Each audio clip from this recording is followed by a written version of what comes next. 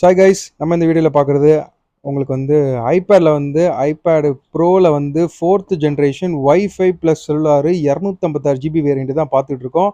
So இது வந்து Indian MRP stock with 1 year warranty பில்லோட இருக்குது.